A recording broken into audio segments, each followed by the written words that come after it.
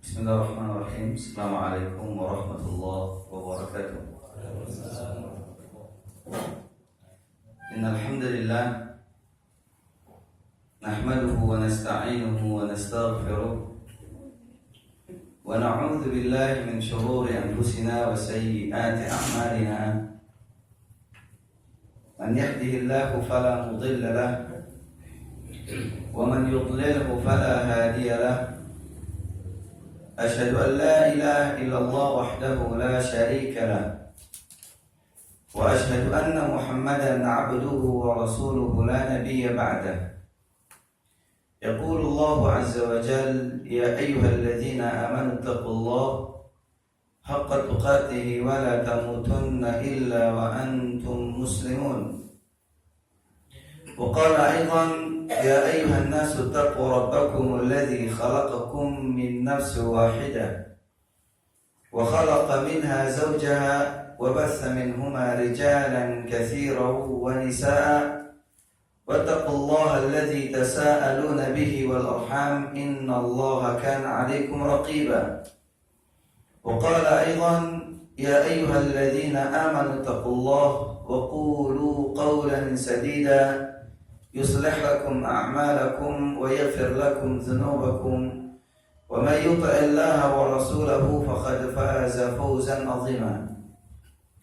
فإن أصدق الحديث كتاب الله وخير الهدي هدي محمد صلى الله عليه وسلم وشر الأمور محدثاتها فإن كل محدثة في دين الله بدعة وكل بدعة ضلالة وكل ضلالة في النار ثم أما بعد. Hadirin yang Allah muliakan, bapak-bapak, ibu-ibu yang Allah muliakan dengan iman, dengan takwa, dengan ilmu. Bersyukur kepada Allah Subhanahu wa taala pada sore yang cerah ini Allah memberikan kita kesempatan untuk terus meningkatkan keimanan kita, untuk terus meningkatkan amal saleh kita. Karena sesungguhnya ahibbillah azani Allah wa iyyakum jami'an, seorang mukmin yang sejati adalah seorang mukmin yang terus-menerus meningkatkan imannya dan yang terus-menerus meningkatkan amal ibadahnya. Sehingga tidak ada kata bagi seorang mukmin untuk berleha-leha pada waktu luangnya, dan tidak ada kalimat waktu luang bagi seorang mukmin. Karena waktu bagi seorang mukmin adalah modal untuk terus meningkatkan iman dan juga modal untuk terus meningkatkan amal saleh. Kalau orang-orang kafir memiliki sebuah moto, waktu adalah uang, maka bagi seorang mukmin motonya adalah waktu adalah ibadah. Waktu adalah ibadah. Setiap detik yang dilalui oleh seorang mukmin haruslah menjadi nilai ibadah. Jangan melulu yang dikejar atau yang diarah oleh seorang mukmin adalah harta atau adalah kemewahan duniawi. Tidak, seorang mukmin yang harus dikejar adalah ibadah. Alhamdulillah azani Allah wa iyyakum jami'an. Dan salah satu bentuk ibadah yang dianjurkan oleh Allah di dalam Al-Quran dan juga dianjurkan oleh Rasulullah SAW di dalam sunnahnya adalah menghadiri majelis-majelis ilmu. Bahkan Allah Subhanahu wa taala memberikan suatu keistimewaan tersendiri bagi orang-orang yang berilmu. Dan dengan tegas Allah membedakan antara orang-orang yang berilmu dan antara orang-orang yang tidak berilmu, di mana Allah berfirman, "Hal yastawil ladzina ya'lamun wal ladzina la ya'lamun?" Apakah sama kondisi orang-orang yang berilmu dan orang-orang yang tidak berilmu? Jawabannya adalah tidak sama. Dan Allah juga berfirman, Yarfa'illahu alladhina amanu minkum walladzina utul ilma darajat. Allah mengangkat derajat orang-orang yang beriman, dan di antara orang-orang yang beriman itu Allah pun mengangkat derajat orang-orang yang menuntut ilmu. Jadi semua orang beriman derajatnya diangkat oleh Allah. Namun ada di antara orang-orang yang beriman itu derajatnya lebih ditingkatkan, lebih dinaikkan oleh Allah Subhanahu wa taala, yaitu bagi orang-orang yang menuntut ilmu. Bapak-bapak, ibu-ibu yang ada di majelis ilmu, maka ketahuilah bahwa bapak-bapak dan ibu-ibu sedang berada di tingkatan yang berbeda dengan orang-orang yang tidak menghadiri majelis ilmu. Bahkan ciri-ciri orang yang dikehendaki kebaikan oleh Allah Subhanahu wa taala pada dirinya adalah ketika orang tersebut giat dan getol dalam menuntut ilmu dan menghadiri majelis-majelis ilmu. Apa dalilnya yang tadi dibacakan oleh penyiar radio tadi? Di dalam hadis yang sahih diriwayatkan oleh Imam Al-Bukhari, Rasulullah sallallahu alaihi wasallam bersabda, "Man yuridillahu bihi khairan yufaqihuhu fid din." Barang siapa yang Allah kehendaki padanya suatu kebaikan, niscaya Allah akan berikan dia pemahaman yang lebih mendalam tentang urusan agamanya. Berarti ketika ada seseorang yang memiliki semangat untuk terus dan terus mendalami urusan agamanya dengan cara menghadiri majelis-majelis ilmu, berarti Allah sedang menghendaki kebaikan pada dirinya. Sehingga menghadiri majelis ilmu adalah fadilah. Berkumpul dengan orang-orang yang ada di dalam majelis ilmu adalah keutamaan yang sangat besar. Dan inilah yang dianjurkan oleh Rasulullah sallallahu alaihi wasallam. Ketika Rasulullah sallallahu alaihi wasallam memberikan perumpamaan teman-teman duduk yang baik dan teman-teman duduk yang tidak baik, beliau bersabda, "Mathalu jalisis su kanafikhil kir." Permisalan teman-teman duduk yang tidak baik, atau mungkin kita katakan teman-teman yang buruk, naudzubillah, adalah seperti orang yang berteman dengan tukang las. Apa itu? Imma an tajida minhu raihatan karihatan wa imma an yahtariqa thawbuka.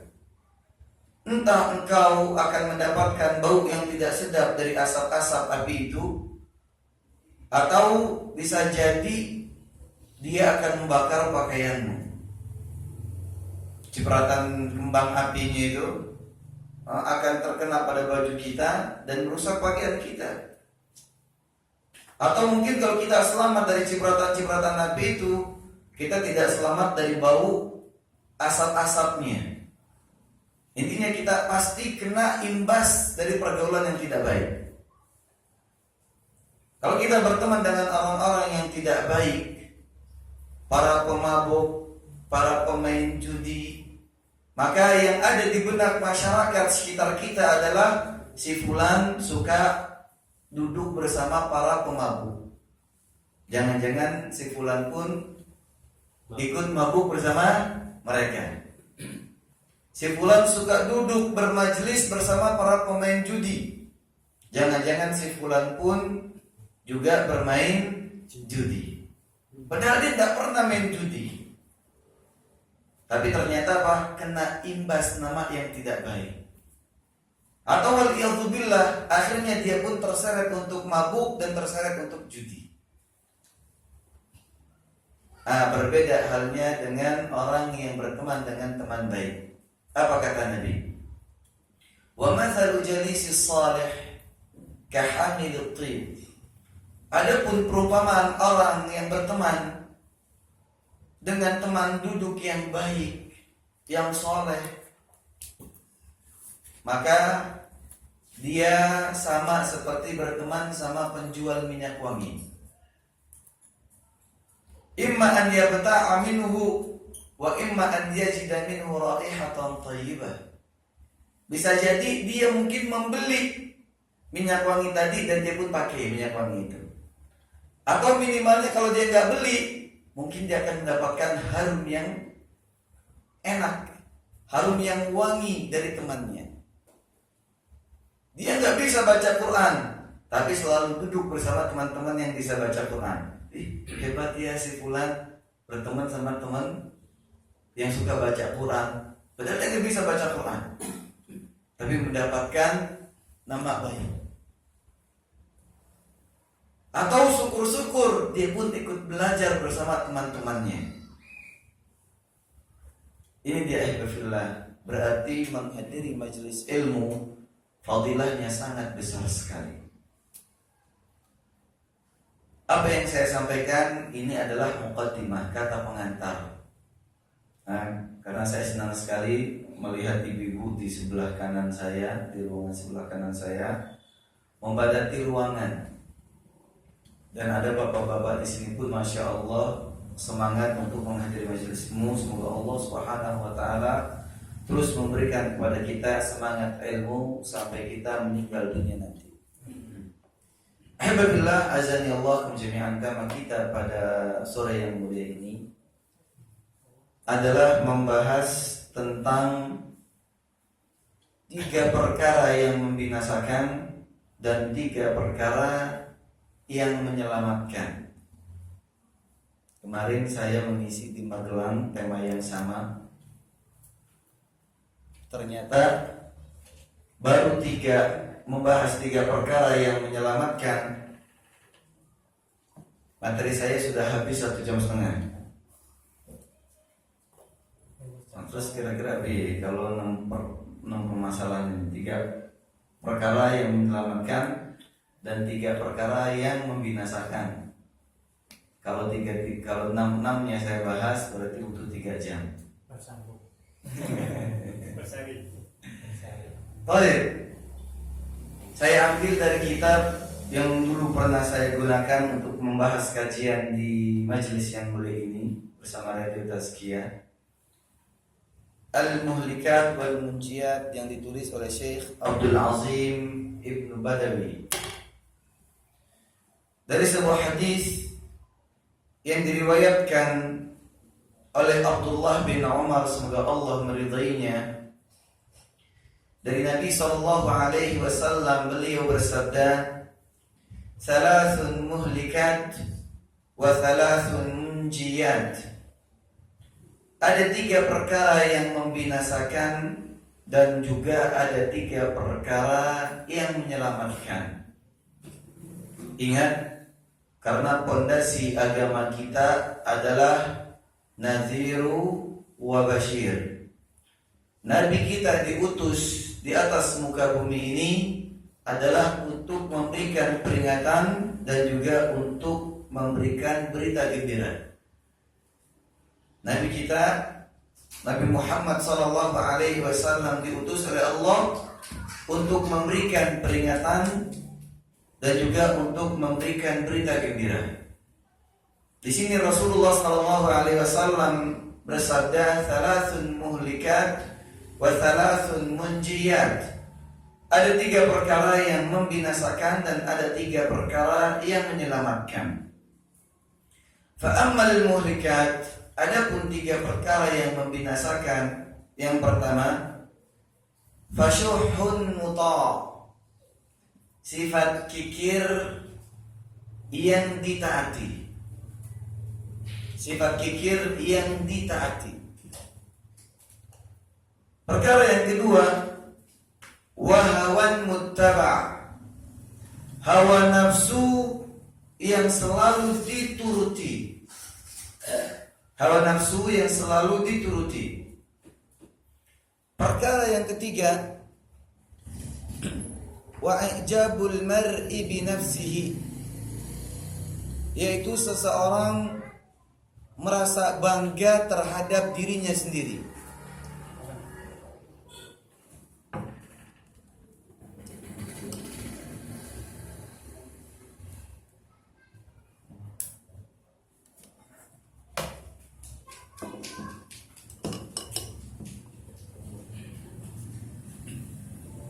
Tes, tes.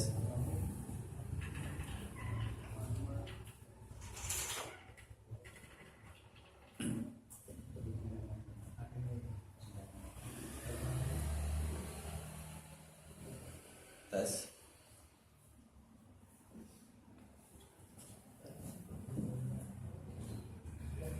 Baik. Perkara yang ketiga yang membinasakan adalah i'jabul mar'i bi nafsihi. Yaitu seseorang merasa ujub, merasa bangga terhadap dirinya sendiri. Berikutnya perkara-perkara yang menyelamatkan. Yang pertama, al-'adlu fil ghadabi war ridha. Berlaku adil ketika dalam keadaan benci terhadap sekelompok orang atau dalam keadaan suka terhadap sekelompok orang. Ini sulit. Kalau kita suka sama orang, adil itu gampang sekali. Tapi kalau kita bermusuhan dan sedang benci terhadap seseorang, maka untuk berlaku adil terhadapnya sangat berat. Kita akan bahas nanti insyaallah. Perkara yang kedua, wal qasdu fil faqri wal ghina. Bersikap hemat ketika dalam keadaan miskin dan juga dalam keadaan kaya. Kalau miskin hemat wajar. Oh miskin kok. Gaji per bulan 700.000. Anak ada 6. Anaknya ada 6. Gaji per bulan 700.000 dan tidak ada masukan tambahan. Harus hemat ya wajar. Karena memang keterbatasan yang dia miliki. Yang jadi masalah adalah orang yang kaya raya, yang memiliki kelapangan harta, bahkan turah-turah, dituntut untuk hemat. Ini berat. Perkara yang ketiga, ahibbillah, khasyatullah fis sirri wal alaniyah. Takut kepada Allah Subhanahu wa taala dalam keadaan bersendirian dan juga dalam keadaan bersama orang-orang. Mungkin kalau kita berada di hadapan orang-orang untuk melakukan maksiat itu malu. Bulan Ramadan yang lain puasa, dia nggak puasa mungkin malu. Di bulan Ramadan yang lain taraweh, dia nggak taraweh mungkin dia malu. Orang-orang pada nggak main judi, dia malu di hadapan orang-orang. Yang jadi permasalahan adalah apabila dia dalam keadaan bersembunyi, tidak ada siapapun di samping kanan kirinya, masihkah dia memiliki rasa takut pada Allah? Kan banyak kemaksiatan yang dilakukan sembunyi-sembunyi. Dianggap Tuhannya ada atau hanya ada ketika di hadapan banyak orang. Sehingga di hadapan banyak orang dia nggak mau maksiat. Tapi ketika dia bersendirian di rumahnya, bersendirian di kamarnya, bersendirian dia di kantornya, dia pun melakukan kemaksiatan. Nauzubillah min dzalik. Dia menganggap bahwa Tuhannya hanya ada ketika dia berada di hadapan banyak orang. Ketika dia bersendirian, dia tanpa Tuhan. Ini adalah kesalahan yang fatal. Tapi kalau dia mampu untuk merasa takut kepada Allah, baik ketika bersendirian atau di hadapan banyak orang, berarti dia akan selamat di dunia dan di akhirat. Baik, kita preteli satu persatu. Yang pertama, 3 perkara yang membinasakan, yaitu syuhun muta', sifat kikir yang ditaati, atau sifat kikir yang selalu dipatuhi. Ingat, ketahuilah bahwa masing-masing dari manusia dicipta dengan memiliki tabiat kikir. Masing-masing dari kita, masing-masing dari manusia dicipta oleh Allah Subhanahu wa taala memiliki tabiat kikir. Apa sih kikir itu? Kikir adalah at-tama' wal bukhl. Kikir adalah gabungan dari dua sifat yang buruk, yaitu tamak, rakus, sekaligus pelit. Dia tamak dan rakus untuk terus mengumpulkan harta benda. Tidak ada jalan sedikit pun melainkan afiliasinya, tujuannya adalah harta benda. Dia tamak, benar-benar berambisi untuk harta benda, kekayaan. Terus dia kejar, dan terus dia kejar.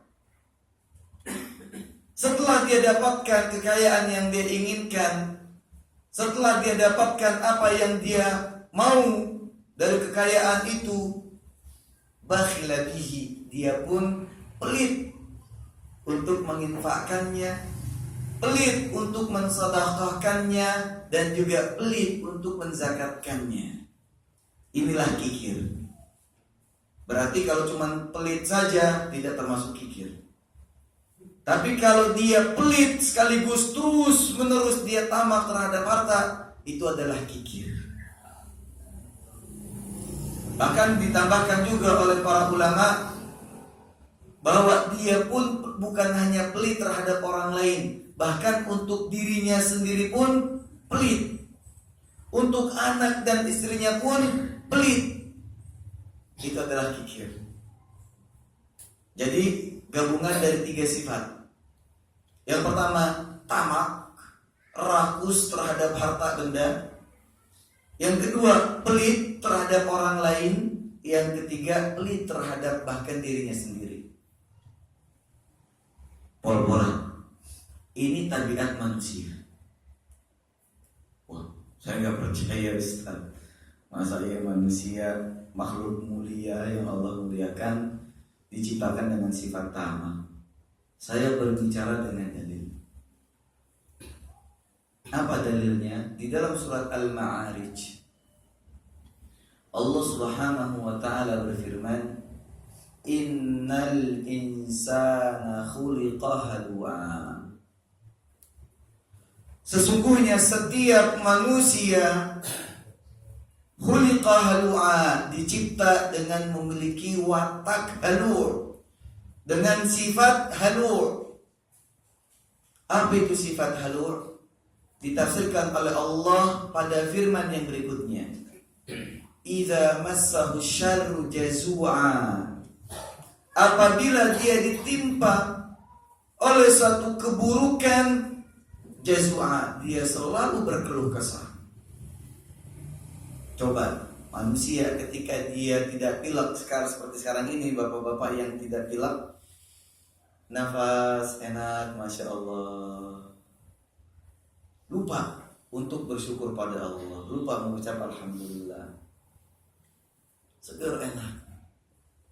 Tapi cuman kena pilek sedikit aja, ada sesuatu yang menyumbat pada hidungnya, Allah berikan penyakit pilek sedikit.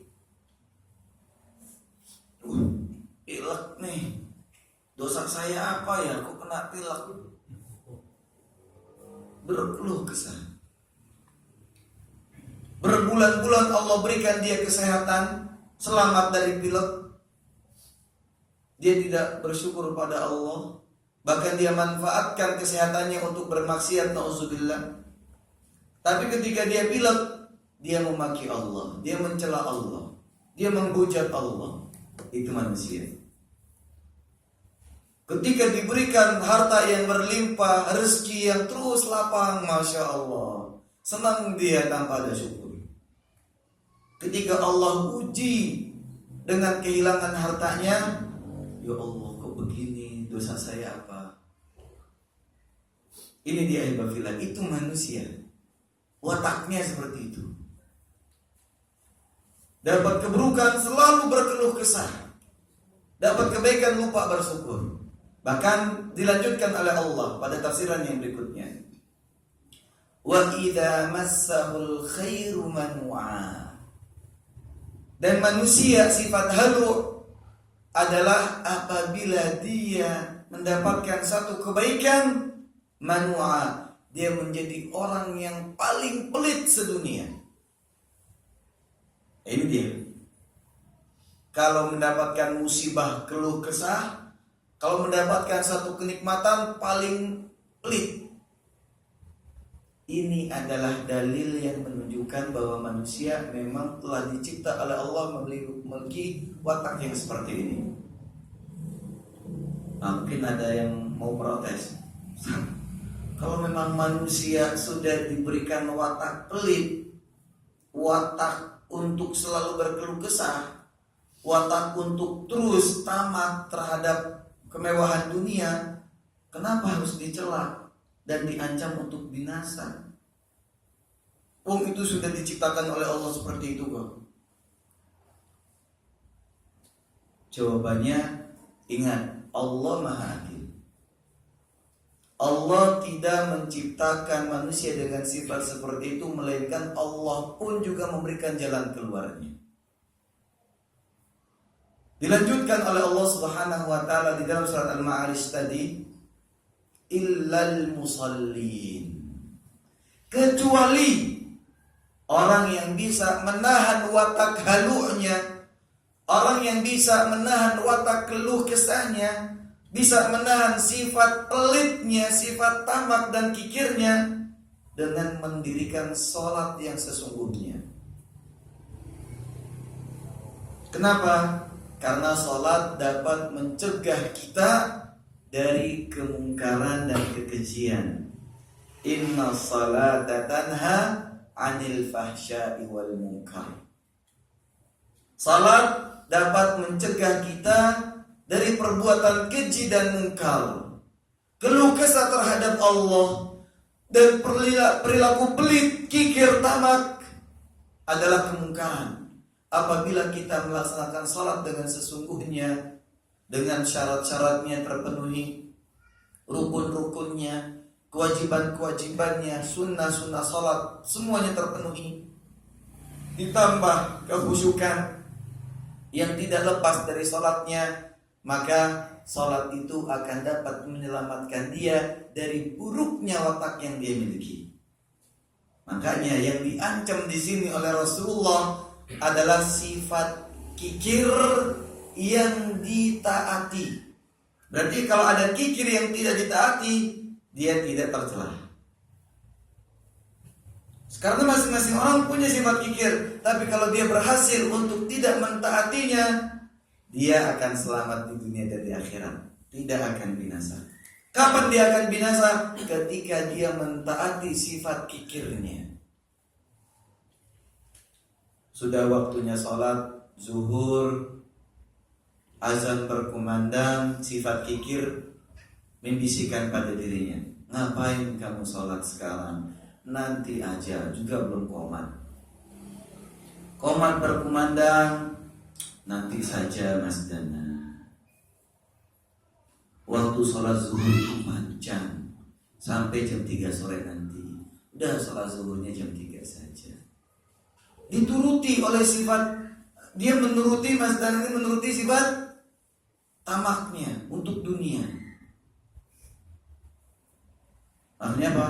Salat dia tinggalkan terlebih dahulu untuk mengejar dunia. Nah ini yang membinasakan. Tapi kalau berhasil dia tahan, dia cegah dirinya untuk tidak selalu menuruti dan tidak mematuhi sifat kikirnya, selamat dia di dunia dan akhirat. Alhamdulillah, azani Allah wa yakum jami'an. Ini dia sifat kikir. Kalau seseorang berhasil menahannya, dia akan selamat di dunia dan di akhirat.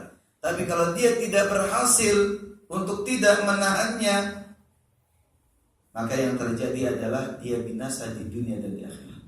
Saat apa dalilnya?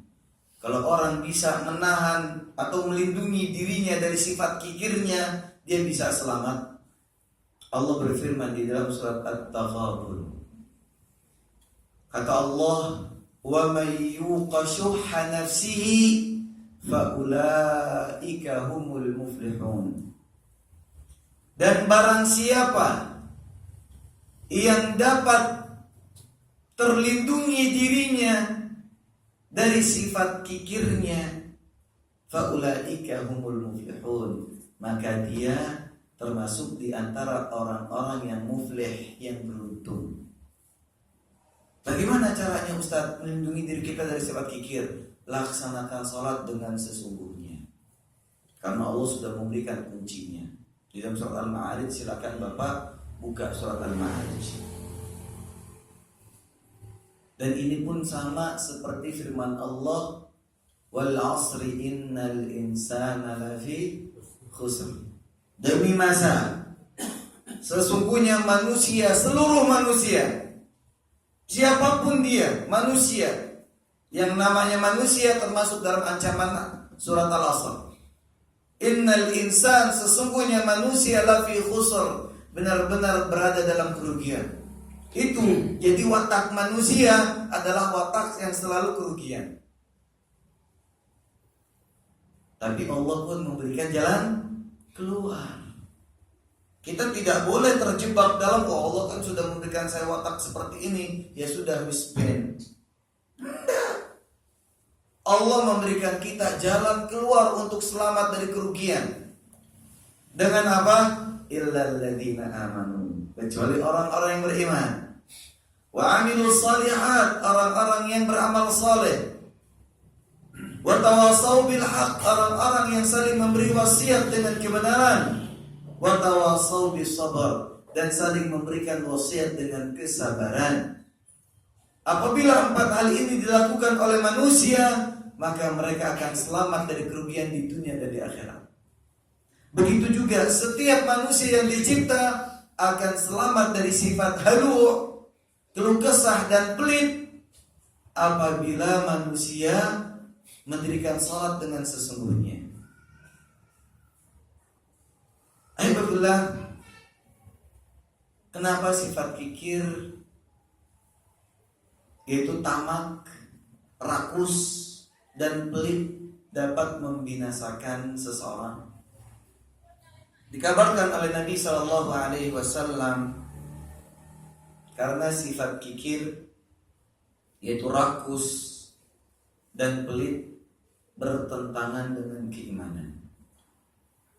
Bertentangan dengan keimanan.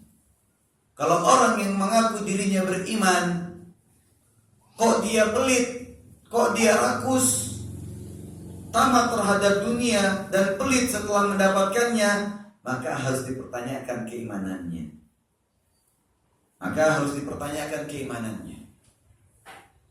Kenapa? Karena Nabi bersabda di dalam hadis yang sahih diriwayatkan oleh Imam An-Nasai rahimahullah, la yastami'u syuh wal iman fi qalbi 'abdin abada. Tidak akan bersatu keimanan dengan sifat kikir pada hati seorang mukmin selama-lamanya. Berarti sifat kikir dan keimanan tidak akan bersatu di dalam hati seorang hamba. Berarti kalau ada orang yang mengaku dirinya beriman, tapi kok dia pelitnya, na'udzubillah, tamak terhadap kemewahan harta pun juga, na'udzubillah, berarti keimanannya dalam tanda kutip atau tanda tanya. Benar gak sih dia beriman? Karena orang yang beriman tidak tamak, orang yang beriman tidak pelit, orang yang beriman tidak tamak, dan orang yang beriman tidak pelit.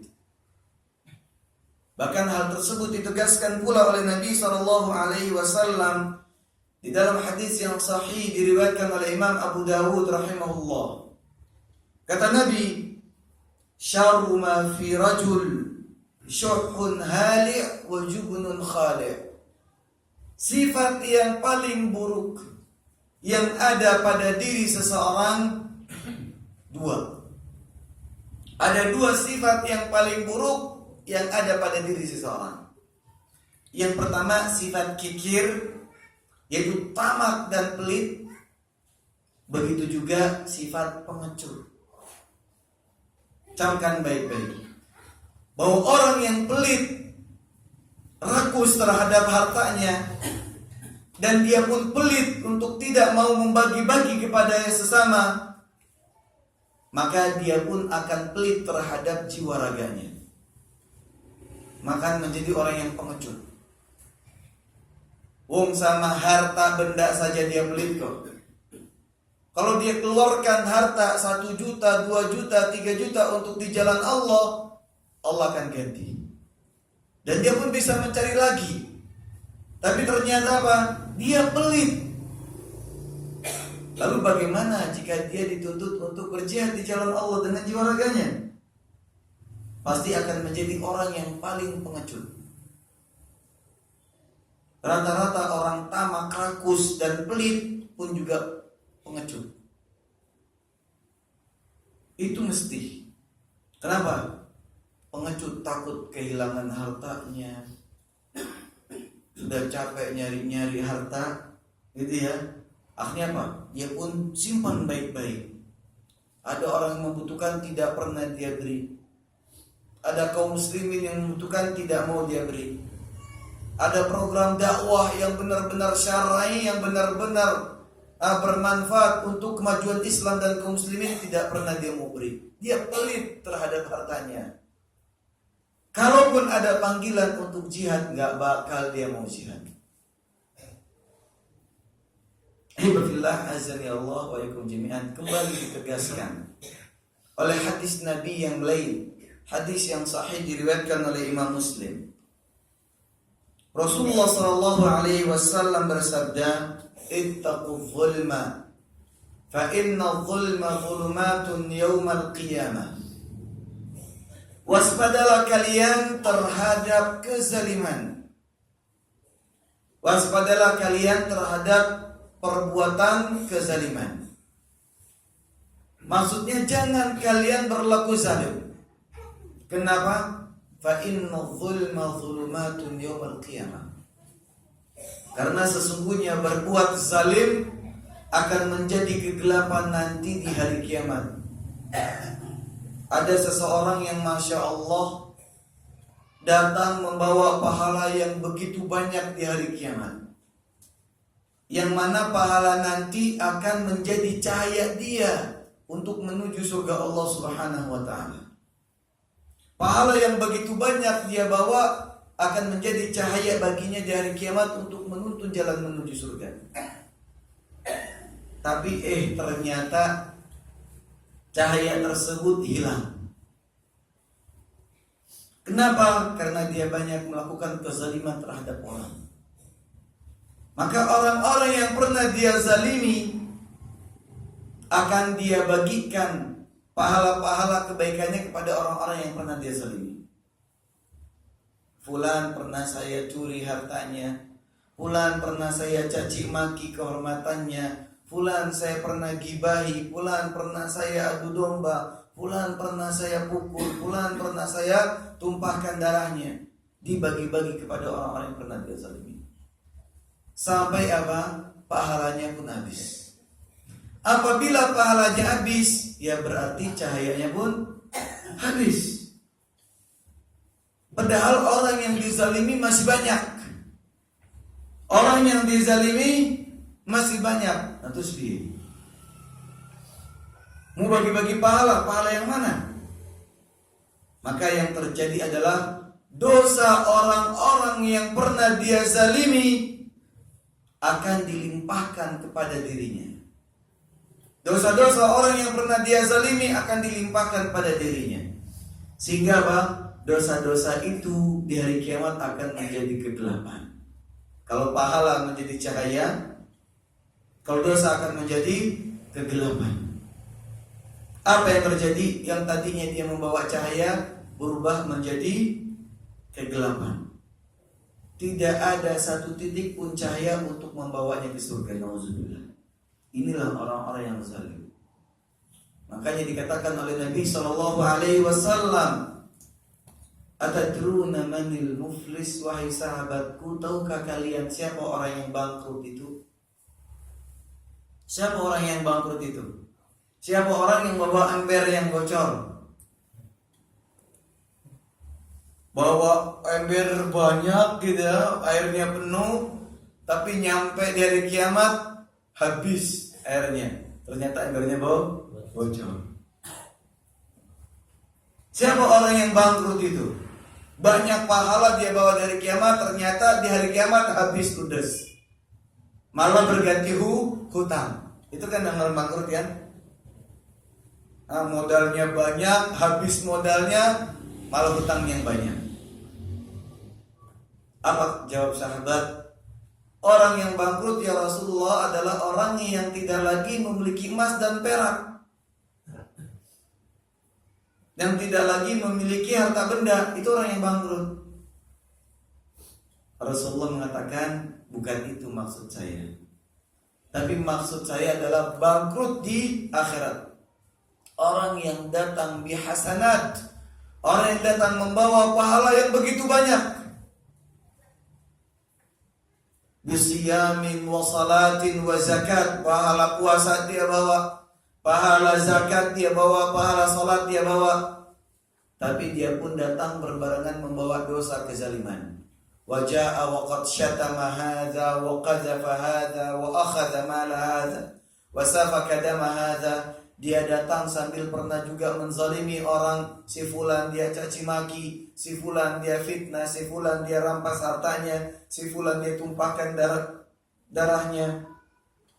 Maka yang terjadi akan diambil pahala dia, dibagikan kepada orang-orang yang dizalimi. Fa in faniyat hasanatuhu, kalau pahala-pahalanya sudah habis, maka dosa orang-orang yang dia zalimi dilemparkan kepada orang tadi.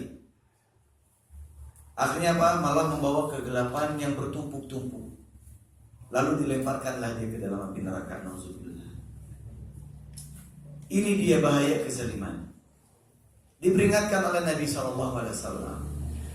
Berikutnya Nabi mengatakan, wattaqus syuha, dan hati-hati kalian terhadap sifat kikir, yaitu tamak terhadap kemewahan dunia dan pelit.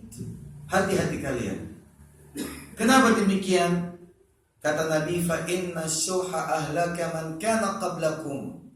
Karena sifat kikir adalah perkara yang telah menyebabkan kebinasaan bagi orang-orang yang datang sebelum kalian.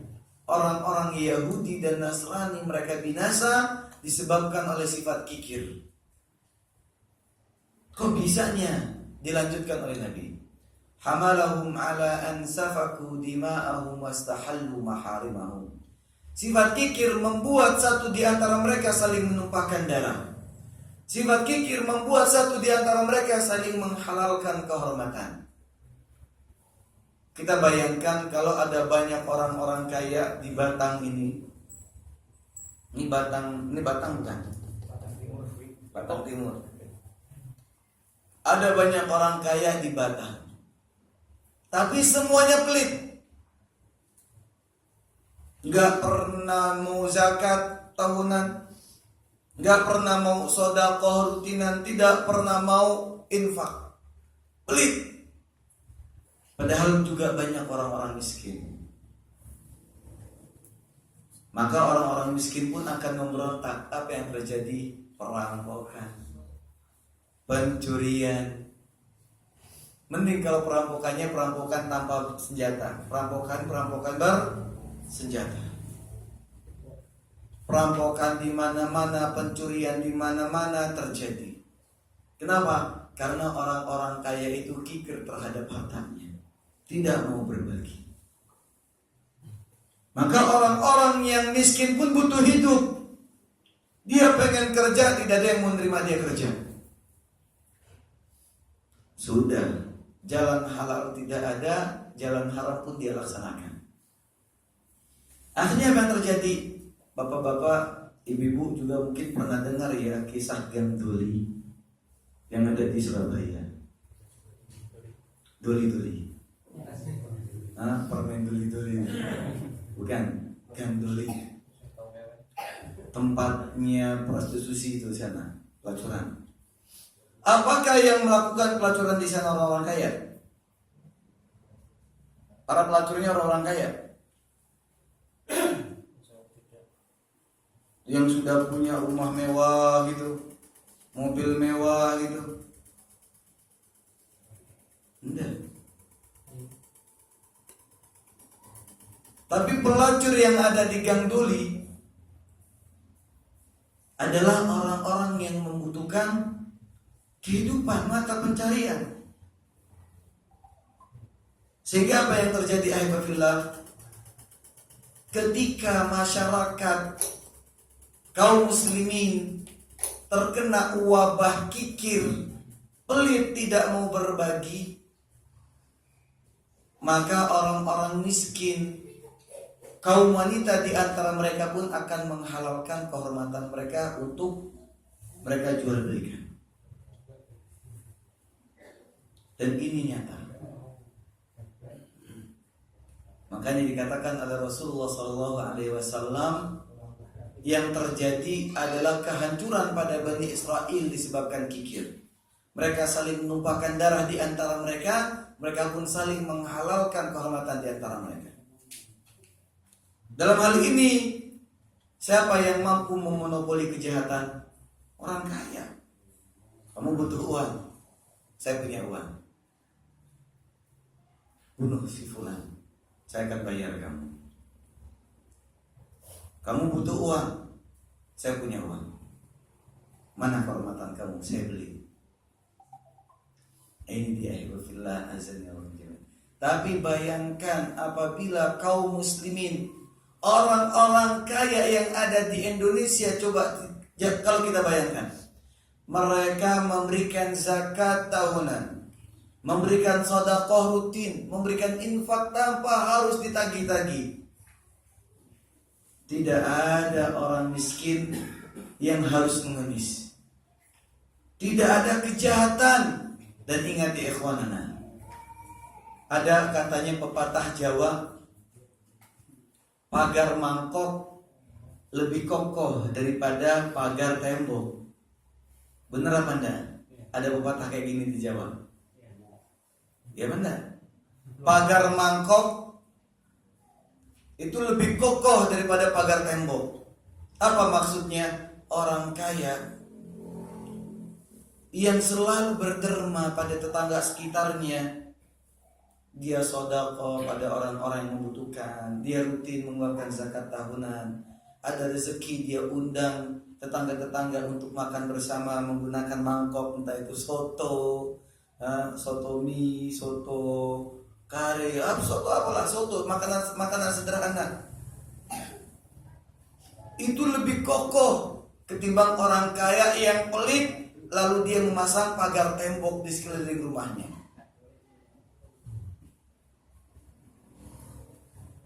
Kira-kira kalau ada orang kaya pelit pasang tembok tinggi-tinggi di rumahnya, kalau ada kebakaran, ada gak kira-kira yang mau nyelamatin dia? Monggo pagaran, silahkan kamu kebakar, gak apa-apa. Kamu gak tahu ngasih uang ke kita, gak pernah berbuat baik terhadap kita.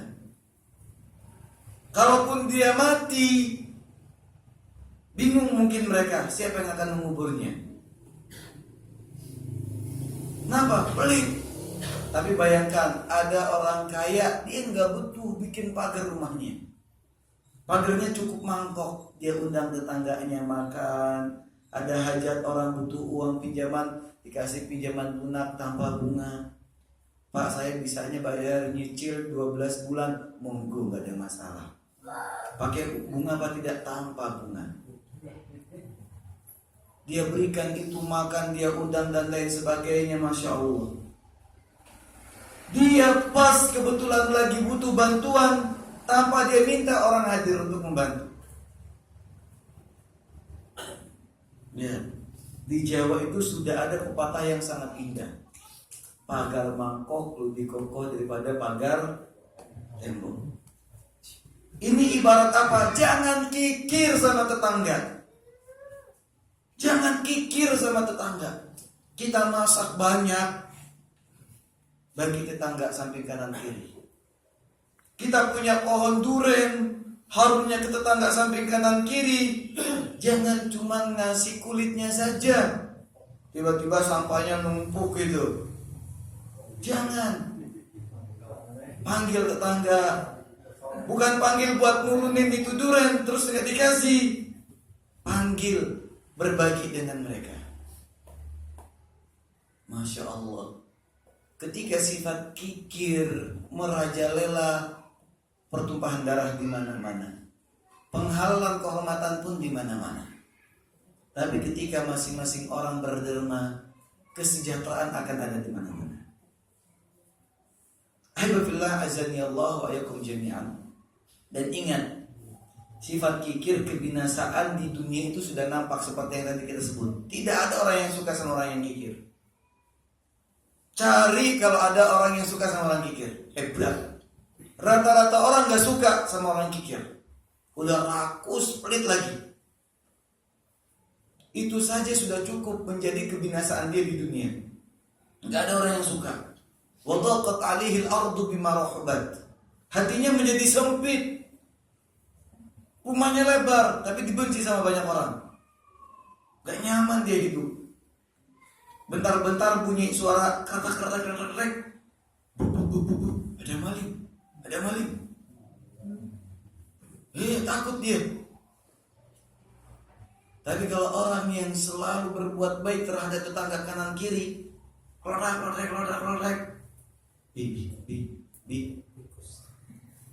Itu orang miskin. Kalau klorak, enggak apa-apa, bingung, paling tikus. Enggak punya apa-apa orang miskin. Paling tikus. Tapi kalau klorak orang kaya, tapi dia berderma, selalu berderma, enggak apa-apa lah. Kalaupun dia maling mungkin benar-benar butuh, ambil aja kan dia mau. Orang kaya. Monggo. Dia mau ngangkut mobil saya, monggo.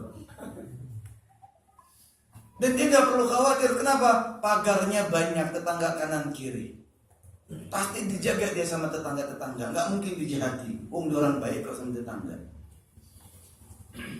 Dan tetangganya buat apa harus menzalimi orang sebaik dia? Kalau saya pinjam duit saya dikasih, saya minta uang saya dikasih, saya gak mungkin kelaparan. Ngapain saya harus mencuri dari dia? Kenapa saya harus merampok dari dia? Ini logika yang sangat-sangat dimiliki oleh Islam. Adapun kesengsaraan dan kebinasaan orang-orang kikir nanti di hari kiamat, Rasulullah Sallallahu Alaihi Wasallam berfirman di dalam surat At-Taubah ayat nomor 34 dan 35.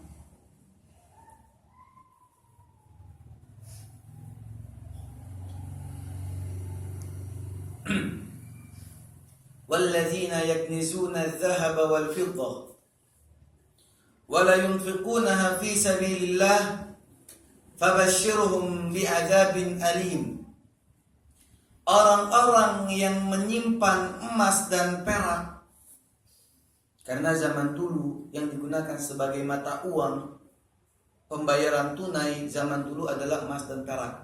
Emas berupa dinar, perak berupa dirham. Itu yang dulu mereka gunakan sebagai alat pembayaran.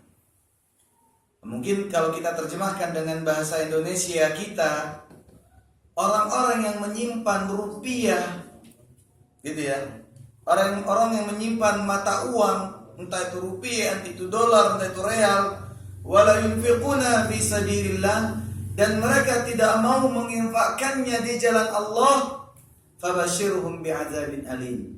Maka berikanlah berita gembira pada mereka dengan siksaan yang pedih. Berita gembiranya apa? Siksaan yang pedih. Bagaimana rupanya? Bagaimana bentuk siksaannya? Yauma yuhma 'alaiha fi nari jahannam. Nanti pada hari kiamat, emas dan perak itu akan dipanaskan di neraka jahanam. Fatukwa biha jibahuhum wa junubuhum wa zuhuruhum. Lalu akan disetrikakan pada dahi-dahi mereka, pada rusuk-rusuk mereka, dan pada punggung-punggung mereka. Emas dan perak yang mereka simpan di dunia dari kiamat akan dipanaskan oleh Allah dan dijadikan sebagai alat penyiksa bagi yang punya. Disetrikakan jidatnya, rusuknya, dan punggungnya. Lalu apa? Akan diteriakkan pada mereka, hadza ma kanastum li anfusikum. Ini adalah hasil simpanan kalian. Fadzuqu ma kuntum taknizun. Maka rasakanlah apa yang kalian simpan untuk sekarang ini. Itu kebinasaan dia nanti di akhirat. Bapak-bapak masih ingat ya? Mungkin zaman dulu alat setrika apa? Besi hitam itu. Lalu ditaruhkan arang, lalu dilempar minyak, lalu disundut api sampai benar-benar membara. Ya Banda? Setelah benar-benar membara, merata baranya, baru sudah digunakan untuk setrika. Nah ternyata apa? Itu akan dirasakan oleh orang-orang kaya yang tidak mau bersedekah, yang tidak mau berinfak, yang tidak mau berzakat. Nah, alhamdulillah saya ini bukan hartawan yang memiliki emas dan perak atau rupiah, tapi saya hartawan berupa binatang-binatang ternak. Tunggu dulu. Sampai pun orang yang punya kekayaan berupa binatang ternak dan dia tidak mau menzakatkannya, tidak mau mengeluarkan sedekahnya, dari kiamat nanti pun mendapatkan siksa lewat harta simpanannya. Apa yang terjadi? Sapi dan kambing yang dia miliki akan apa? Akan dijadikan oleh Allah nanti dari kiamat dalam wujud yang lebih gemuk dan lebih besar. Sapi-sapinya akan menjadi lebih gemuk, lebih besar. Begitu juga kambing-kambingnya. Lalu apa? Tantahu biquruniha wa tata'uhu bi akhfariha. Si yang punya sapi dan kambing tidak mau berbagi akan diseruduk oleh sapi dan kambing-kambingnya dan akan diinjak-injak oleh kaki-kakinya. Monggo. Ya Ustaz, kalau gitu saya jadi orang miskin saja. Jangan. Karena kita nggak disyariatkan untuk jadi orang miskin. Bahkan kita diperintahkan oleh Nabi, kamu tinggalkan keluargamu dalam keadaan berkecukupan, itu jauh lebih baik ketimbang engkau tinggalkan keluargamu dalam keadaan fakir sehingga mereka pun minta-minta kepada yang lain. Mana yang lebih afdol? Saya akan kasih hadiah. Hadiahnya dari Mas Dana. Mana yang lebih afdol, orang miskin yang bersabar dan orang kaya yang bersyukur? Monggo. Orang kaya bersyukur. Kaya bersyukur. Apa miskin bersabar? Sama lah. Enggak sama, beda. Yang lebih afdol adalah orang kaya yang bersyukur. Karena apa? Orang miskin bersabar wajar. Mau gimana lagi dia? Ya sabar. Ya belum rezekinya ya sabar. Ya benar? Ya. Orang miskin sabar wajar. Mau gimana lagi? Tapi orang kaya bersyukur itu sulit. Sulit. Kenapa dibilang sulit? Karena Allah berfirman, wa qalilum min ibadiyasy syakur. Dan sangat sedikit sekali dari umatku, dari hamba-hambaku kata Allah yang bersyukur. Dan ingat, orang kaya yang bersyukur dengan lisannya diucapkan alhamdulillah. Bersyukur dengan hatinya, dia yakini sungguh-sungguh bahwa kekayaannya berasal dari Allah. Dia bersyukur dengan anggota tubuhnya dan dia pun bersyukur dengan harta bendanya. Dengan apa? Dengan berbagi kepada orang lain. Ketika dia berbagi dengan orang lain, dia pun menjadi orang yang bermanfaat. Dan kata Nabi SAW, khairun nas anfa'uhum linnas. Sebaik-baiknya manusia adalah yang paling bermanfaat untuk orang lain. Orang kaya yang bersyukur dia akan bermanfaat untuk orang lain. Tapi orang miskin yang bersabar manfaatnya buat dia sendiri. manfaatnya buat dia sendiri. Nah, ini dia ibu fillah azza wa jami'an. Baik, itu perkara yang pertama. Sudah setengah jam ya? 1 jam. 1 jam lebih. Makanya jangan kikir, pembahasannya panjang. Yang kedua,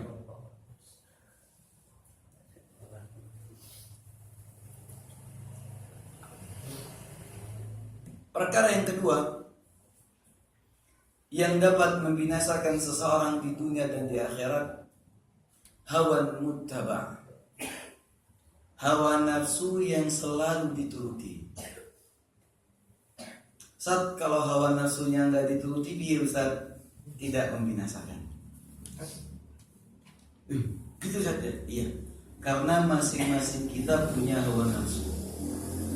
Setiap manusia punya hawa nafsu. Ketika kita melampiaskan hawa nafsu kita dengan pelampiasan yang halal, Allah tidak mencela kita. Kalau saja hawa nafsu yang halal pun tercela, maka Allah tidak akan mensyariatkan pernikahan. Kita disyariatkan untuk menikah agar apa? Agar hawa nafsu kita bisa menjadi hawa nafsu yang halal. Seorang istri terhadap pasangan suaminya, seorang suami terhadap istrinya harus punya nafsu. Kalau nggak nafsu dia, buat apa dia nikah? Yang halal yang ini berpahala. Nafsu makan, makanan hidangan enak, ikan bakar, lalapan lengkap, sambal pun 3 macam, masya Allah. Kalau nggak punya nafsu nggak bakal kemakan itu. Tapi Allah berikan kita nafsu untuk bisa menikmati makanan yang enak-enak, minuman yang lezat-lezat, untuk kita menikmati pasangan hidup kita yang halal. Allah berikan kita nafsu. Berarti apa? Masing-masing manusia punya nafsu. Dan itu tidak tercela selama masih terarah dengan arahan yang baik. Kapan akan menjadi tercela? Ketika hawa nafsu tersebut sampai akhirnya kebablasan, sampai akhirnya menghalalkan apa yang diharamkan oleh Allah, mengharamkan apa yang dihalalkan oleh Allah, bahkan berani menentang syariat Allah. Hawa nafsu yang seperti inilah yang dapat membinasakan kita di dunia dan di akhirat. Jelas-jelasan zina itu haram. Dia sudah punya istri yang halal. Jika dia punya nafsu, silahkan dia lampiaskan pada istrinya yang halal. Begitu juga sang istri, silahkan dia lampiaskan pada suaminya yang halal. Si suami punya wanita idaman lain, si istri pun punya pil KB, pria idaman lain. Sama-sama saling selingkuh. Ini nafsu yang membinasakan di dunia dan di akhirat. Sudah jelas minuman, banyak sekali minuman yang Allah halalkan. Ada madu, ada susu, ada kopi, jahe, dan masya Allah banyak sekali. Kenapa kok nyari khamar? Kenapa kok mencari khamar? Ini dia hebatnya. Sehingga apa? Yang Allah cela adalah hawa nafsu yang selalu dituruti sampai menyelesaikan syariat Allah. Ingat, masing-masing manusia punya hawa nafsu.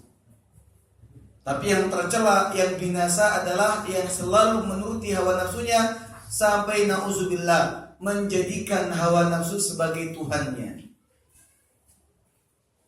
bukan lagi ilmu yang dia miliki, bukan lagi Al-Quran, As-Sunnah yang mengarahkan hidupnya, tapi yang mengarahkan hidupnya adalah hawa nafsu. Dan ini banyak. Karena hawa nafsu terhadap 3 harta, tahta, dan wanita, apa yang terjadi? Seseorang melabrak perkara-perkara yang telah diharamkan oleh Allah. Dia halalkan. Tidak lagi kenal halal haram. Syariat Allah dia permainkan. Untuk tujuan apa? 3 ini. Untuk mendapatkan harta, tidak lagi kenal halal haram. Untuk mendapatkan wanita, tidak kenal lagi halal haram.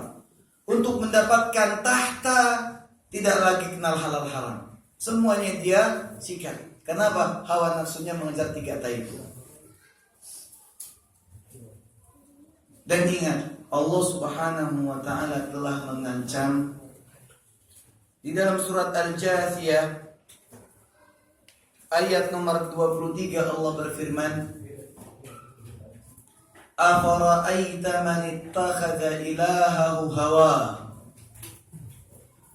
wa adallahu Allahu ala ilm wa khatama ala sam'ihi wa qalbihi wa ja'ala ala basarihi ghishawah faman yahdihi min ba'dillah afala tadhakkarun."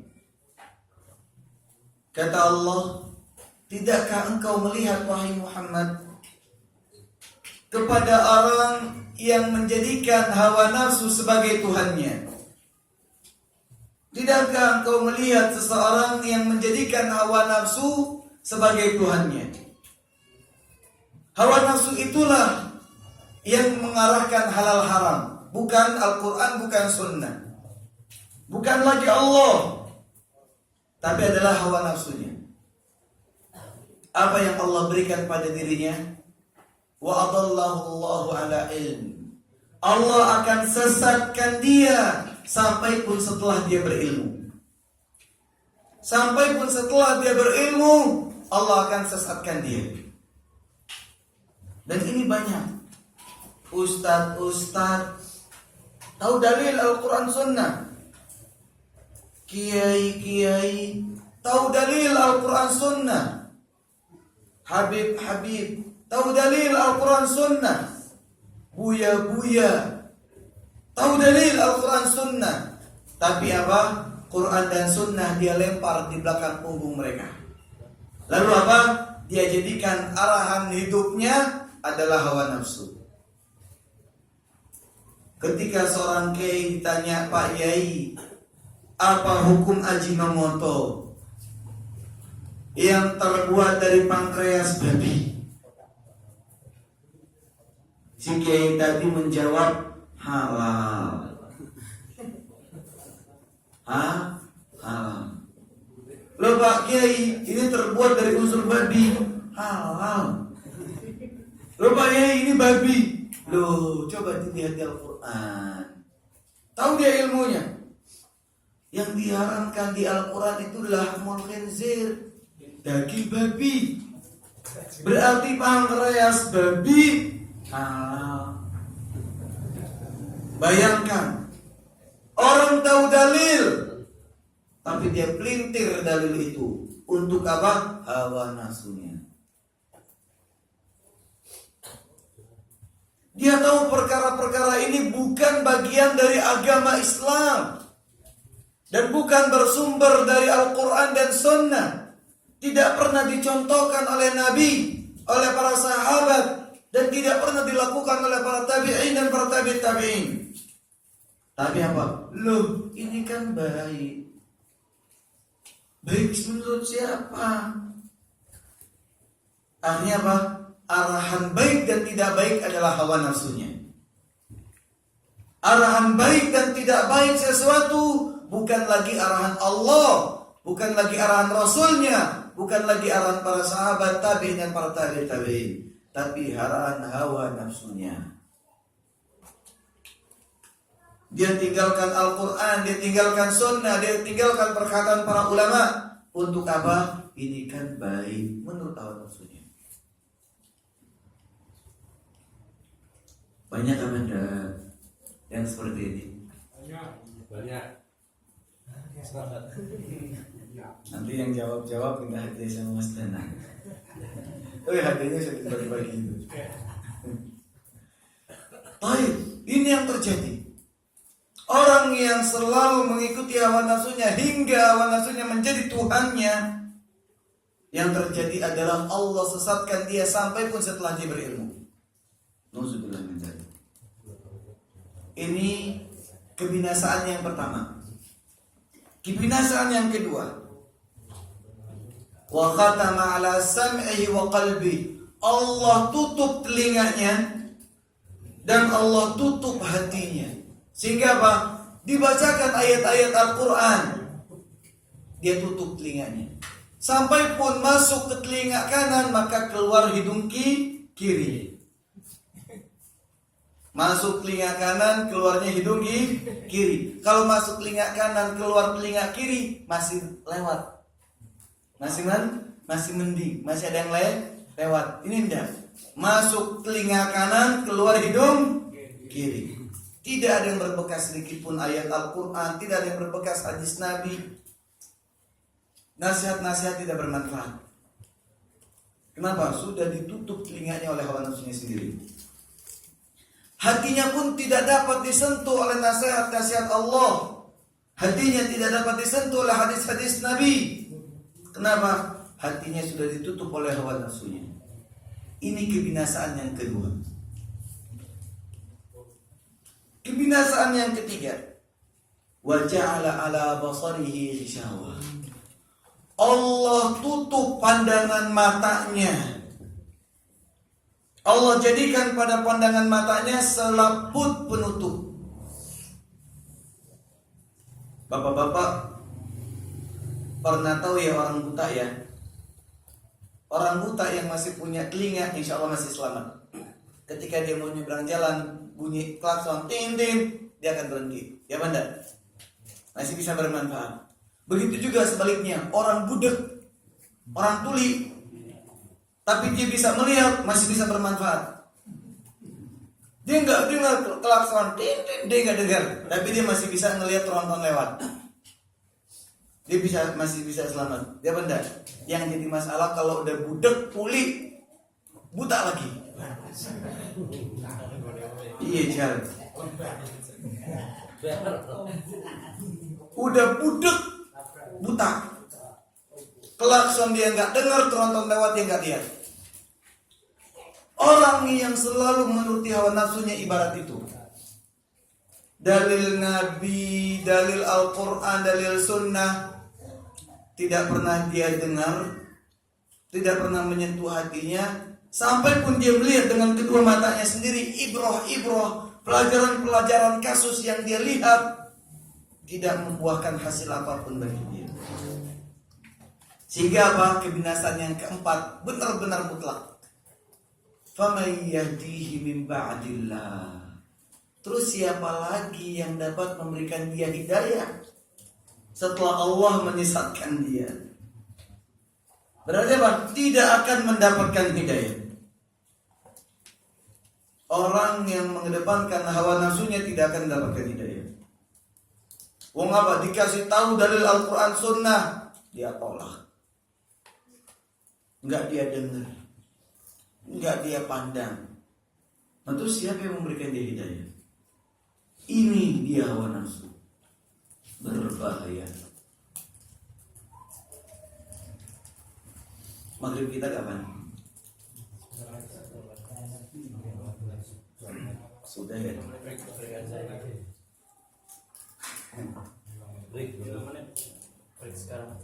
Break sekarang aja ya. Biar nanti kita. Berarti kalau ternyata